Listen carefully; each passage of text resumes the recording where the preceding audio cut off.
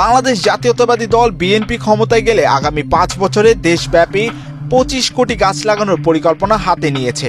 এছাড়া দেশের কৃষি ও পানি ব্যবস্থাপনার উন্নয়নে পুনরায় খাল খনন কর্মসূচি চালু করারও ঘোষণা দিয়ে দলটির ভারপ্রাপ্ত চেয়ারম্যান তারেক রহমান 5 অক্টোবর রোববার বাংলাদেশ সময় রাত 9টার পর তার ভেরিফাইড ফেসবুক আইডিতে পোস্ট করেন।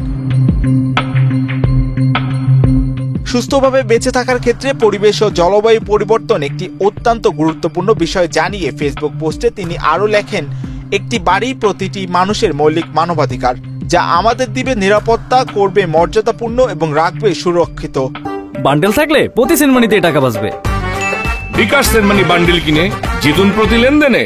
গ্রাম অঞ্চল, শহর, নদী, বন সব নিয়ে আমাদের বেঁচে থাকতে হবে এবং একসাথে আমাদের ভবিষ্যৎ গঠন করতে হবে। টেকসই উন্নয়ন ছাড়া একটি শক্তিশালী দেশ গড়ে তোলা সম্ভব না জানিয়ে তিনি লেখেন, নগর উন্নয়ন এবং জলবায়ু ঝুঁকির চ্যালেঞ্জগুলো কমিয়ে আনতে আমাদের সাহসী তাৎক্ষণিক পদক্ষেপ গ্রহণ করতে হবে। তাহলে দেশ জলবায়ু ঝুঁকি মোকাবেলা করে সুন্দরভাবে এগিয়ে যাবে।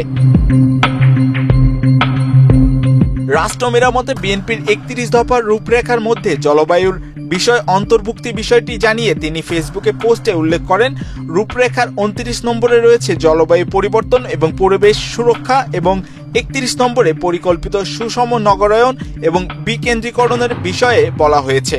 বিএনপি জাতীয় গ্রিন মিশনের আওতায় 25 কোটি গাছ রোপণ, নদী পুনরুদ্ধার, বর্জ্যকে সম্পদে রূপান্তর, কৃষিকাজ আধুনিকীকরণ, নবায়নযোগ্য শক্তিতে বিনিয়োগ সহ ব্লু ইকোনমি সম্প্রসারণ করে তরুণ সমাজকে কাজে লাগানোর ব্যবস্থা করার কথা জানান তিনি।